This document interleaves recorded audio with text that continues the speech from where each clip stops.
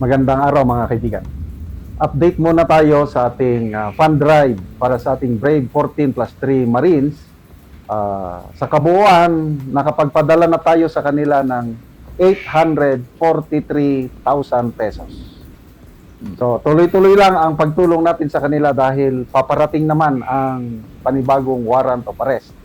Sa mga gustong magpadala, ito yung bagong GCash number natin, 0999-191-4876. Ang pangalan niya is Reniboy Julian. Ang address niya is Panipuan, City of San Fernando, Pampanga. So, screenshot nyo na lang ito. Kaya pwede kayong magpadala sa kanya through GCash, or kung taga-abroad kayo, nasa ibang bansa, pwede sa Sendwave, Palawan Express, Cebuana at iba pa. So yan po, screenshot nyo na lang. Magandang araw mga kaibigan. Bigyan natin ng reaction opinion itong ruling ng Supreme Court na posibleng makaapekto kay Congressman Benny Abante. Dahil nakaupo lang siya dyan dahil sa second placer siya.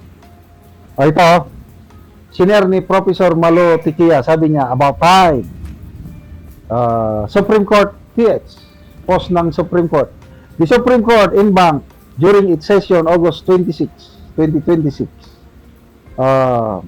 acted on yung kaso ni Mangunda Dato versus Commission on Elections by denying with finality the motion for reconsideration filed by Dato Pax Ali is Mangunda Dato, affirming its earlier ruling that upheld the cancellation of his certificate of candidacy for governor of Sultan Kudarat and abandoned the second placer rule. The Supreme Court held that the resulting vacancy should be filled by the vice governor. The second placer rule refers to the practice of declaring the candidate who received the second highest number of votes as the winner after the candidate with the highest number of votes is later found disqualified or ineligible. Mangunda Dato, in his motion, insisted that the second placer rule has clear basis in law and should not be abandoned. The Supreme Court reiterated that no law authorizes the second placer rule. It emphasized that the Constitution recognizes as elected only the candidate who received the highest number of votes. The Supreme Court explained that when the winning candidate is later found ineligible to hold office, a permanent vacancy arises. For local elected positions covered by the Local Government Code, the vacancy is filled through the rule of succession, not by proclaiming the second placer as the winner. Accordingly, the vice governor succeeds the position of governor for the remainder of the term. The Supreme Court clarified that its ruling is... ayan. Final na yung decision ng Supreme Court.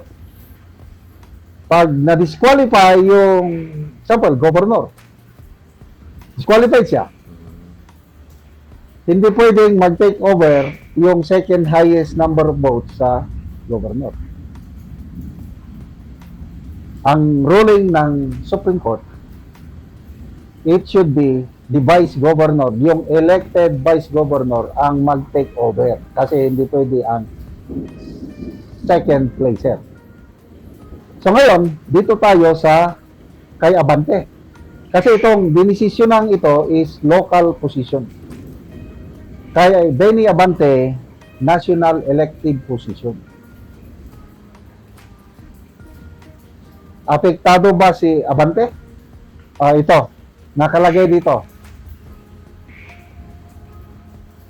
The Supreme Court clarified that its ruling is limited to local elected positions covered by the Local Government Code.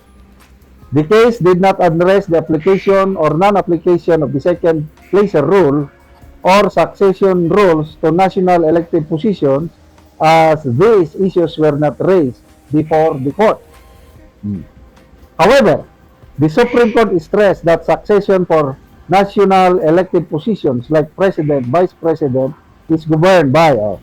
The Supreme Court also clarified that its ruling applies to pending cases, emphasizing that second placers have no vested right or entitlement to be declared winner. Okay, ganito si yung natalo, Joel Oy ba yun yung natalo? Yung nanalo sa 6th district, na-disqualify lang siya. Kaya nung na-disqualify siya, ang COMELEC na ang nagtalaga kay Benny Abante as congressman. Ngayon, itong natalo, itong na-disqualify na si Oy, because of his citizenship ata, nag-file ng motion sa Supreme Court, petition. So, to me, may pag-asa itong si Oy. Didesisyonan yan ng kaya wag magkumpiyansa si Congressman Abante kasi may precedence na itong kay Magunda Dato. Second placer rule is why nada. So, sa aking opinion, sa 6th District of Manila, dahil na-disqualify itong nanalo, dapat magkaroon ng special election. Kasi, hindi naman nanalo si Abante. Second, COMELEC lang ang naglagay sa kanya dyan. So, sana, bago mag-2028, madesisyonan ito para naman mabigyan ng hustisya itong magkaroon ng liwanag ang mga constituents ng 2nd District, 6th District of Manila kung sino talaga ang kanilang representante sa Kamara. Salamat mga kaibigan sa inyong pagsubaybay sa channel na ito.